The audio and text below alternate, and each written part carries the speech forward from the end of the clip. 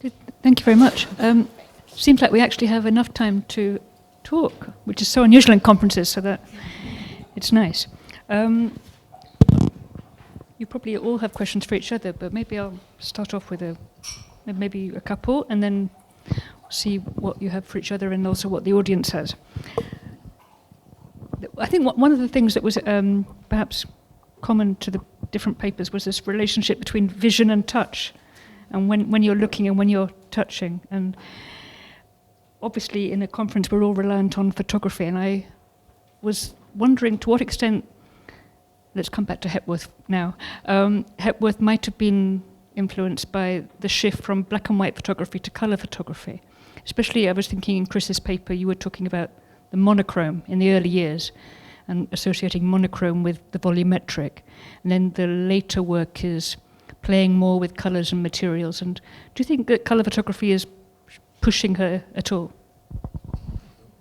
I could probably just talk. No, but let's stay here for the moment. It'll be easier if we just keep two, and then we'll share. Thank you. Well, I think this reminds me that one of the interesting things that emerged when we were preparing the last tape exhibition was that Hepworth's own photography in the 1930s, that she was not only taking amazing photographs of her own work, but also all the photographs of Ben Nicholson's white reliefs in the mid-30s were taken by her. And the sort of dramatic lighting of those is essential to the articulation of their forms. And she was staging photographs with her work and his and others, Calder in particular. So, and there's a sort of, I mean, I'm not a great expert on photography, but there is a certain kind of high contrast in the way she makes those photographs. And we know she's being trained by Mahoney Nage, so she's quite a good teacher. So yeah, certainly I think photography must have been playing an important part in the way she considered sculpture and black and white. And yeah, I mean, it did cross my mind that, there is sort of famously this great explosion of colour in the 60s with, colour printing, colour magazines. The world just became, not that it was in black and white really, but, there was a sense of more colour in fashion as well. And I think that sort of is reflected in the polished bronze as well as the sort of multicoloured stones. Yeah. Anything else? I didn't get a chance to mention, but you've brought it up really, that the bases that she uses, the plinths that she creates, are pretty important, I think, and we don't give them enough attention, and very often they're contrasting with the material that goes on top of them, like the inside-outside of the pieces themselves. And certainly we know that she changed, as she recovered pieces for her own collection, she would change the bases sometimes to fit. I think there's something that also picks up on what Michael was saying about the base and how we forget to look at the base. I don't know whether this is a simplistic jump, but from colour to painterly quality, I think that there's also this kind of, dichotomy between the material, the volumetric material, and then the line, the delineation, and especially, I think in a way you were bringing out the painterly quality of her treatment of the surface, and her use of paint. In fact, I think this might be anticipating what Stephen might talk about tomorrow in terms of the painterly gesture, but. There's always this play between the volume and the line. Absolutely, and the texture also. So not just the painterly, but the matte texture of that area, as opposed to the smooth areas, which are very flat and shiny. So there's another element and another kind of dimension to that, I think, which is really visible. I think she's not been looked at enough as a painter, and I think that's something that might come through over the next day or two. I was struck that letter you found of her writing to the woman in America was sort of pretty much how she made her sort of 50s wood carvings as well, that the guarilla pieces, where she leaves the inside spaces sort of roughly carved, and then they're painted white, and then she sands them slightly so that the raised edges go back to the wood. which is exactly what she said to do, the bronze.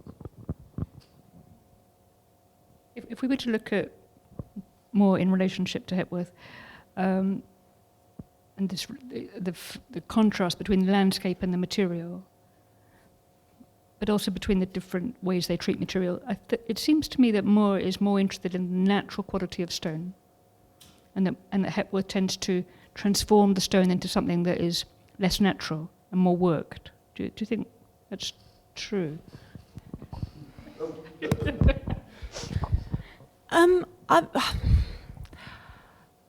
I think that the idea that we saw in your presentation, Chris, of painting stone would have been really quite alien to Henry Moore. I don't think I've ever seen that kind of application. But he was very interested in colour, and there are similar kind of patination sort of variations and play on that. I think that Hepworth perhaps more so is interested in using colour within, for example, the void of a sculpture to announce its kind of internal element and so on.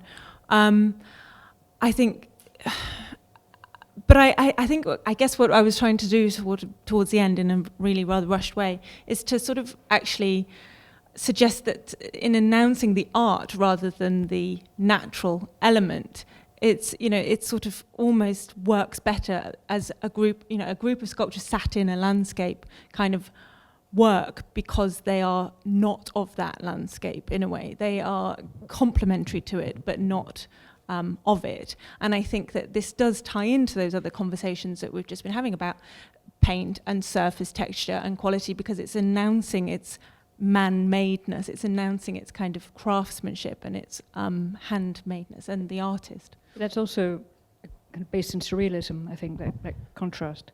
Yeah.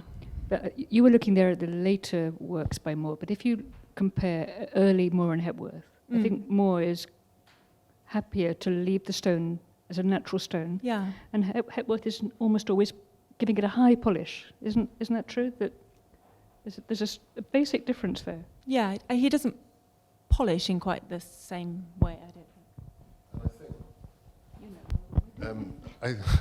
I think, until those sort of late stone carvings that I showed, she does sort of, both in wood and stone, tend towards materials that don't have much instant in them. Whereas Moore's, the thing he's brilliant at in both materials is exploiting the sort of natural patterning. I mean, the way he can use the grain of a piece of elm to articulate the form of a figure, he sort of manages to do in stone as well. I mean, not to the same extent, because it's less, pliable material. But if you think of the way he uses, the patterning in Hornton stone, for example, it becomes a really important part of the structure of the sculpture. Whereas you sense Hepworth is almost looking for something which has as little instant as possible, so she can do what she likes with it. Although what Laura and Derek were saying, that she was interested in something that was a bit unusual in materials and was interested in finding something idiosyncratic. Now, you found a combination of control and chance. Absolutely. And that goes through with her attitude towards ageing and the way things would look, whether she would arrest that or let it continue. And I think I was trying to come to some conclusion in my talk, really, about that attitude, but it really is a case by case. It's very, as you said, idiosyncratic to each piece. Each piece is a complete individual in a way, and she seems to think about them in that way and change her mind often as well, which is fine. My last question, before I hand over to you, would maybe particularly Derek and Laura can talk about where she was getting her materials from, whether she had particularly trusted suppliers or whether it was very circumstantial. The billiard table. The found object, wasn't it? The billiard table was a good example. I think we know she was going to the hardwood suppliers, and they still exist.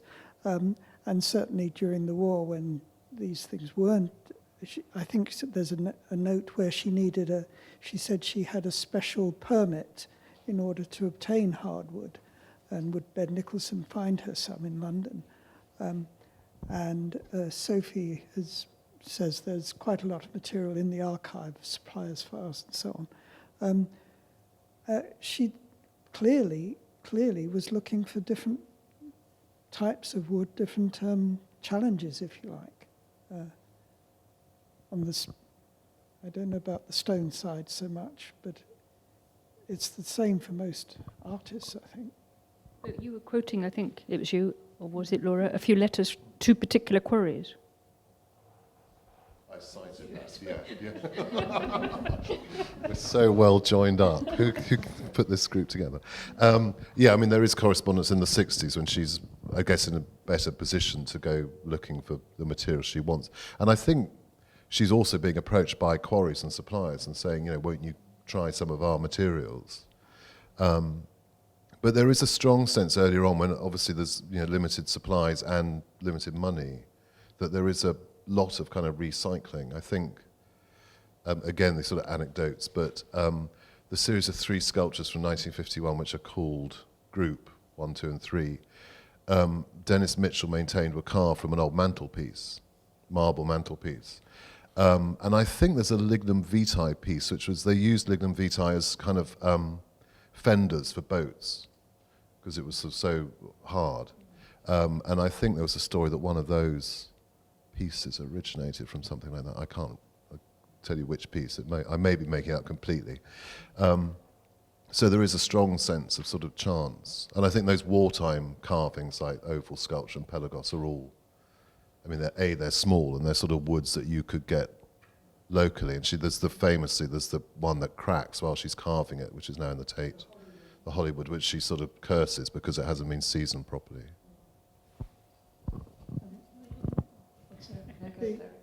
The other one you reminded me is the grey elm, which famously came from the old Waterloo Bridge, and in a letter where she mentions that, she's talking about the colour of it, but actually it is a species of elm, and that was particularly used because it survives well underwater. Just occurred to me, thinking about going from stone carving to plaster carving to wood carving. Yeah. They're so entirely different processes and a huge different skill set. I'm just struck by that, the differences, but the fact that actually it's she applies a very similar process, which is her own, how she really wants it to, she wants it to look a certain way, so she is putting her print on it rather than letting the material dictate to her. I think that's something that I would note in those different materials, because stone carving's so hard to do. It's really difficult. It's all difficult, but particularly that one. Anything you want to add about suppliers? I don't know anything. No? Because you've worked more on the bronzes, is that right? I've worked on all sorts, yeah, but that's something I haven't looked into, but I'm really intrigued now. That would be... I thought that maybe she got the Portuguese marble from the suppliers who supplied Garbo. It's quite possible. You've got to remember, all stone suppliers make up their own names like paint suppliers do. And Portuguese marble could have come from almost anywhere. But I met the quarry man who supplied Garbo. In Portugal, yeah, the pink stone, yeah. But a lot of it was imported from India into Portugal and then forwarded on. Just to bring that all together, I was thinking, listening to your paper, Hannah, that there's an interesting thing with Moore in the 20s, when you were talking about the relationship between sort of stone and a sort of growing nationalism in the 30s, that he talks about, I think, sort of exploring his Englishness through English stones. And all those sort of works in Hornton and now I've forgotten all of the names.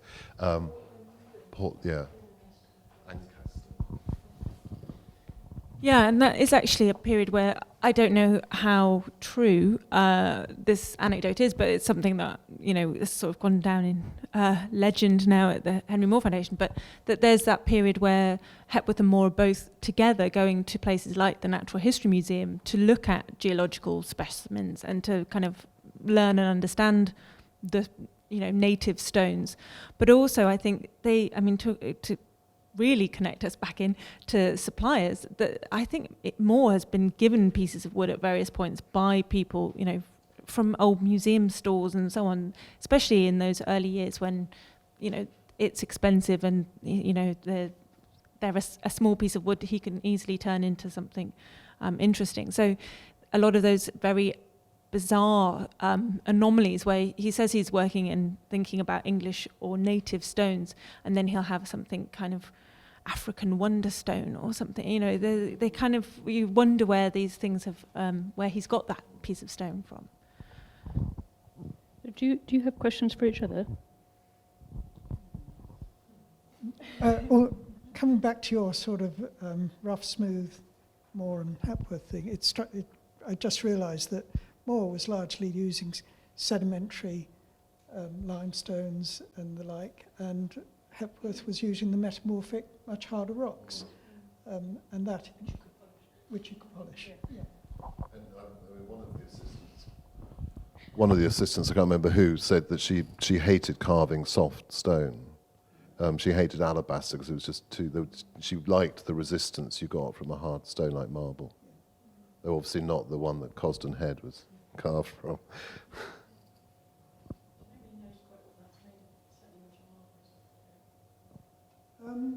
Yeah, it could be a form of marble. It's certainly not. It's not a granite. So, yeah. So no, she was perfectly accurate in calling it a metamorphic, an intractable metamorphic rock, you know, and probably a form of marble. Among you four, any comments for each other? Questions? Should we open it up?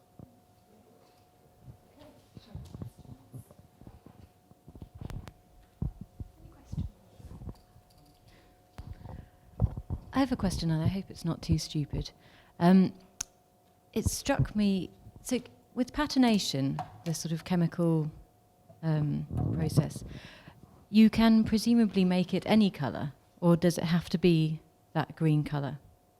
You can make it any colour. There are hundreds and hundreds of different colours, but So it's quite interesting that the colour that she chose to make these in that are era, is the same colour that it naturally ages as. Because you were sort of saying that it's very difficult to distinguish between what was intentional on a patination. chemical level, yeah, on a scientific level, and I think the patterns themselves were fairly subtle. You see a difference when she gets the paints out, and they get really strongly coloured. There were not a limited range, but maybe a range within her colour kind of approval of what she wanted, which the tokens upstairs sort of indicate. They go from a blue-green to a grey-green and right through again. They're a really great resource, those samples. But they're all sort of within the wheelhouse of how the bronze would naturally age and naturally weather. Yeah, I mean, another way of describing patiners is corrosion products. I mean, that's what they are. It's the corrosion products of copper, which is the main element of bronze. So they're bound to be sort of greenish, bluish, and reddish copper. There's that range to black oxides. So I guess what you lose in the aging process is actually the contrast of the highly polished bit alongside the bit that's been sort of pre-aged by Hepworth. And so I guess the second question is, how much do you think we need to be repolishing or rewaxing these other bits to create that contrast that Chris was really talking about as well in terms of the stone that she used? Obviously, it seems that the contrast between polished and aged or smooth and rough was integral to the work. But then, as you were saying, you want to do as much as necessary and as little as possible in conserving. So I guess that's my question to all of you is, at what point do we restore or conserve? Or That's the question. It's the big question, yeah, exactly. I think, just to add that the verdigris, or the green patterns we're talking about, once they age, they lose their opacity. They look like an old monument, an artefact, rather than a modern sculptural surface. And the compounds are very similar, but they are subtly different. And for instance, the patina that we were using on the family of man, that incorporates calcium carbonate, which is chalk, and somehow it obviously doesn't react chemically with the surface. It just becomes fused in the kind of compound, but it does make the whole surface really quite opaque and very matte in texture, which you really can't replicate with a weathered verdigris or a naturally aged patina. So some of that contrast in the matteness and opacity of the greens is lost when you compare it to the shiny edges, and I think that's something really important. And I obviously would advocate maintenance every 2 years, waxing, cleaning, absolutely religiously. Yes.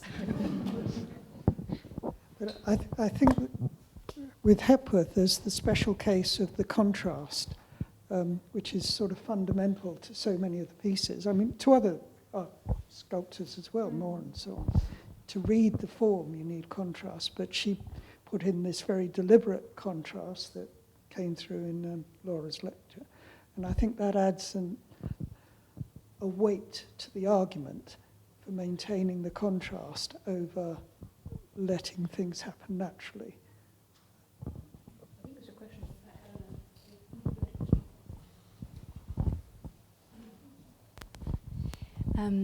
So I think it was actually connected a bit with what Laura was saying just now about the Hepworth having on the one hand this kind of control, but also letting things there be a chance element as well.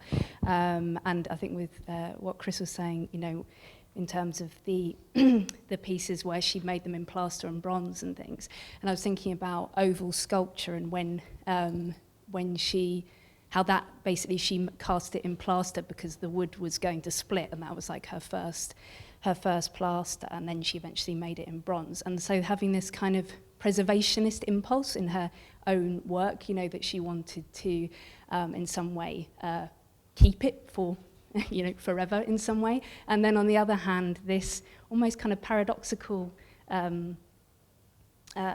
impulse, which was like, I think maybe related to what Michael was saying earlier as well about, encounter and experience. And I was thinking about the fact that it was so important for her work to be out in the world and to be encountered, to be potentially weathered, to be also encountered by people, and how that is always the kind of almost paradox in terms of museums as well. How do you kind of preserve and how do you engage, and these two things. So I guess I'm just trying to think about that kind of complexity in like maybe the artist's intentions as well, like that there may be something that's quite complex in there. And I don't know whether any of you have got any kind of response to that or thoughts about that, but it's a kind of conservation issue, maybe a curatorial issue as well, but when thinking as well back to kind of artist's intentions.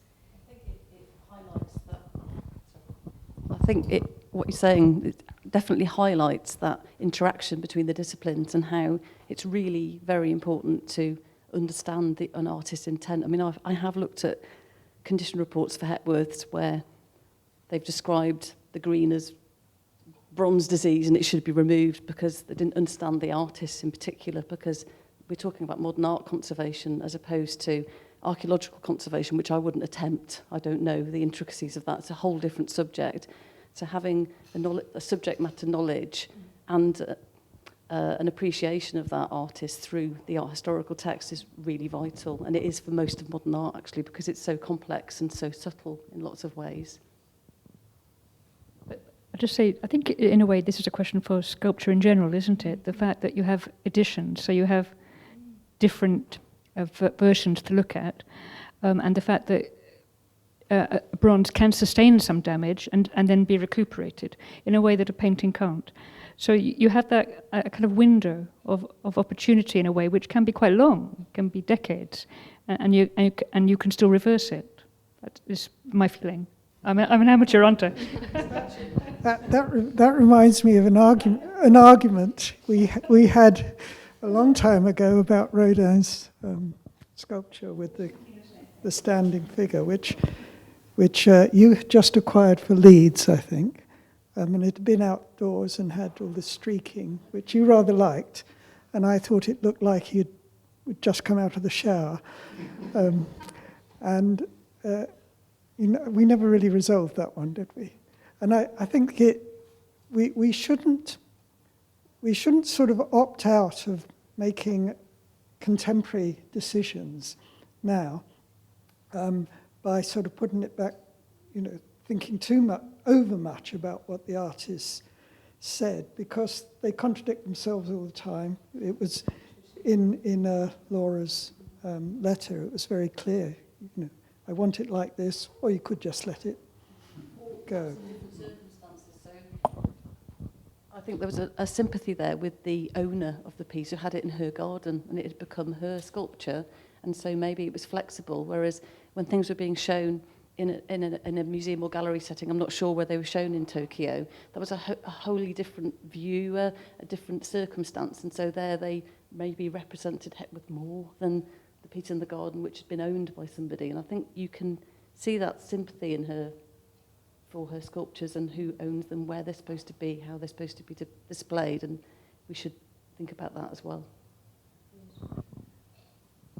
But just to go back briefly to that argument, I think it was the fact that there was another Age of Bronze in Manchester which had its original patina intact, was to me an argument to allow the one in Leeds to look this way and the one in Manchester to look like the other way, which you could never do with a painting.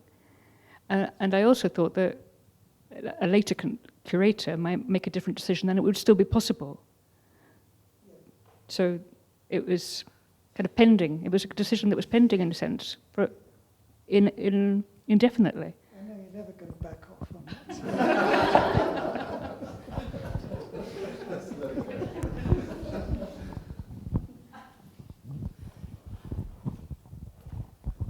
Thank you. I'm not sure if this is a question or a sort of rambly comment, but I was just thinking about time and temporality of materials, and this idea about truth to materials and the truth to the temporality of materials. So I'm so astounded by this amazing list of materials that Hepworth used, and then this question about the prehistoric and looking at something looking old, something looking new, and I'm also struck by how modern those works would have looked to audiences at the time, and yet they were interested in prehistoric materials and Stonehenge and this aged, I don't know, I'm just thinking about time somehow, but how do we think about truth to materials in terms of the time of materials and its aging back and forth, its newness, its not newness? Maybe I'm not asking anything new that's already been thought about, but it struck me. Temporality was something I was certainly thinking about, both in terms of bridging ancient and modern, modern form coming out of a sort of ancient form of expression. But what happens if you change the material in that? You're sort of remaking something for a modern era. And I think that the shift in material and the fact that maybe not actually, but conceptually in bronze, it was sort of a freezing of that time and that erosion of stone. More is Lovestone. He talks about nature's way of working stones when he picks up a flint. Herbert Reed has this lovely expression called something like the calligraphy of nature, when he's talking about nature's kind of impact on stone and its kind of erosive qualities.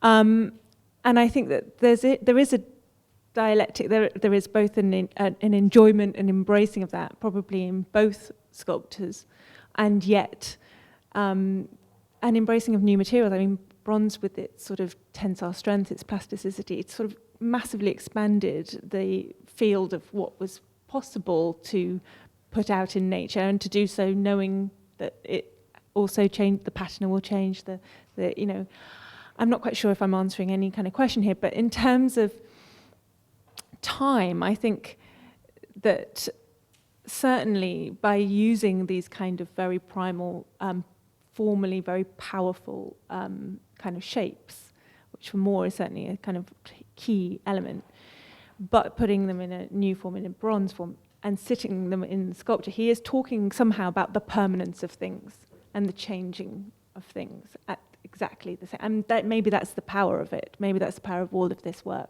is that it sort of sits in this liminal space between kind of permanence and instability. The same. Can I like to add that. You've just summed it up really well for me. Yeah. Just relating to that, I was thinking during, Derek, your thing that I wondered that quote of her saying, "I don't mind cracks in wood after they've been carved." Whether there's a significance in the fact it's after they've been carved, whereas, you know, she wants to be in control of the material while she's making it. And then what happens in its afterlife is... I think it's true. I think someone had added that. I wasn't sure she actually said it because it was in brackets. But yeah, there is a difference. And the other thing, just because you talked about the Dick and Nance filling the cracks in the sculpture, I can't remember the name of. And I seem to remember him saying that they deliberately kept back pieces of woods from different carvings so that you would have the right piece of timber ready to repair it at the end. He's done an excellent job. I think he was very skilled craftsman. They also use wax, sorry. There are some lovely wax fills that have been beautifully pigmented to look like wood. There's a piece at Leeds Art Gallery. I can't remember what it's called. The really great big one. Yeah, that's the one. But of course the cracks also, they move, as Derek has pointed out, and they get much bigger. That one particularly has got much bigger. And it was a treatment I did a couple of years ago where I replicated the wax fills that they might have done at the time to sort of try and sneakily fill them so they didn't look quite so big. So we were coming somewhere between restoring and then preserving again. We hopefully that fill, it seems to have helped stop it moving so much because it's protecting the edges and it looks a bit like one of the wax fills.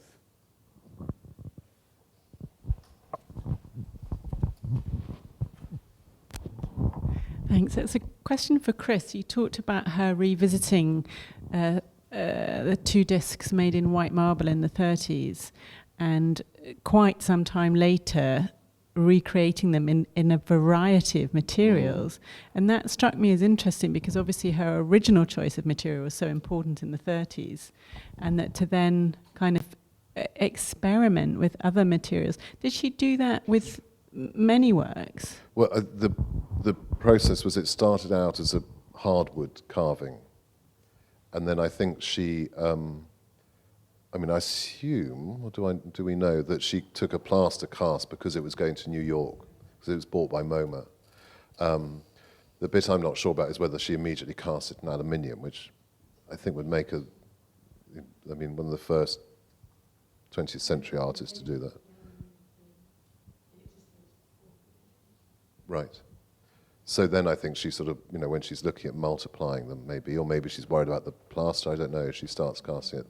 But there are a number of works, and one of the things, I don't think Henry Moore ever did this, where she makes bronze casts of carvings, which sort of, you know, I mean, that's the first one, and then the oval sculpture, but there are others as well, which sort of goes against the whole doctrine of truth materials.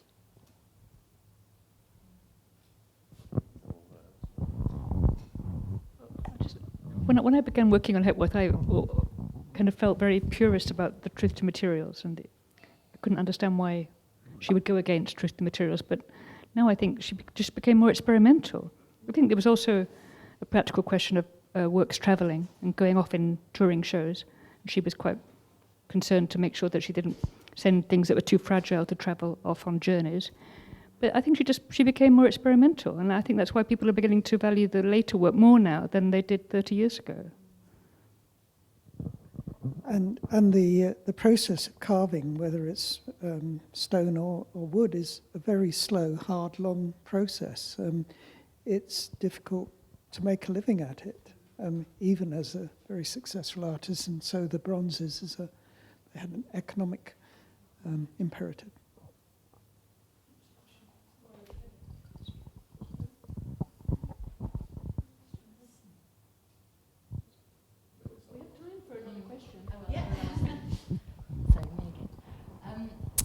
I guess I'm interested when thinking about Hepworth as a painter and thinking about this question of painting bronzes, which is really interesting in the context of the 60s, I think, as well as contemporary artists like the Rebecca Warren outside. But also the colour that she's using for something like Ascending Form, I think, does take us from the material to the immaterial because she's painting it in white and it's this sort of spiritual sculpture.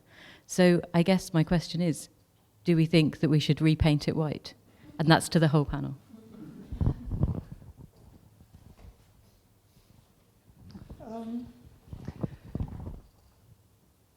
Well, there's the argument you've made that there are a number of other casts around for comparison, but the message seems to be pretty clear what she wanted it to look like, and in fact the process wouldn't be in any way irreversible. So I think that's in its favour. It's worth a try, because if it didn't, I think the problem would be if it didn't weather the way you wanted, then you might be into a sort of regular whitewashing operation. But maybe that's what she expected. I don't know. But I don't have any particular, personally, I wouldn't have any particular objection to trying it. Yeah.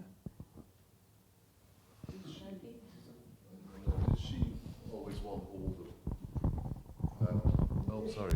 Did she want the whole edition to look the same, or would she vary it from one cast to another? I don't know. She definitely varied. Is that right, Sophie? Looking at the letters and looking at the different references, different casts, she definitely did that. And also, Sophie mentions in the Plasters book about how sometimes clients would, is it in that book, where they would try and persuade her to try a different colour or do something that they wanted rather than what she prescribed? I would paint it white because I think it would look better. I think it's stronger as a sculpture when it has that strange whiteness. You wouldn't see the bird poo either when it went on it. It would just blend. I think if it's integral to its meaning, if it enhances its meaning, then that's a stronger argument than anything else, really. I mean, as in, because Eleanor's question sort of phrased in that, its colour is connected to its spiritual ascending form, and therefore maybe there's if the colour and the form are so intrinsically linked, then maybe there's a sort of argument for keeping them together. If, however, there's a good evidence within an edition of something being patinated in 6 different ways, then, arguably you've got more leverage to kind of keep certain patinations different. It also might be clutching at straws here, but the way she's almost taking them back to the look of a plaster, the white ones, because they are very textured and they look like they're almost going back to a different feel. I was going to say something similar, but maybe that is an area for more research as to where the idea really stems from. I mean, were they perhaps doing something similar in the foundry on other types of work? Something she saw and saw the possibility of. Do we know, was Cantata domino, which is a very closely related work, similarly white?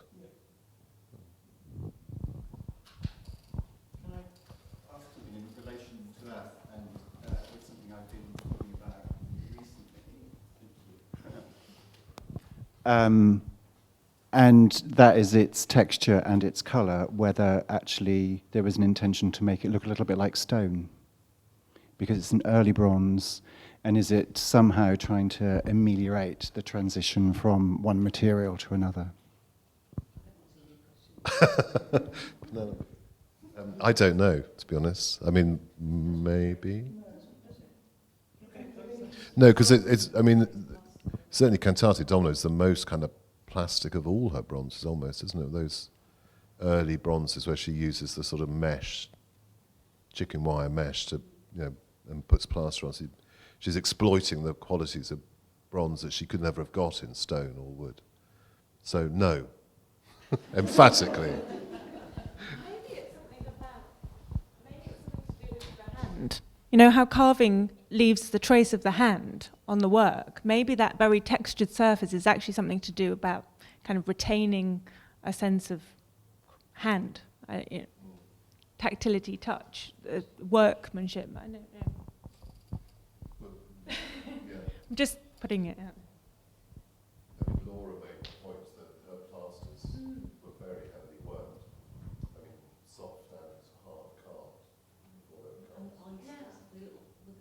spatula ones. They've been put on with a spatula, like I said.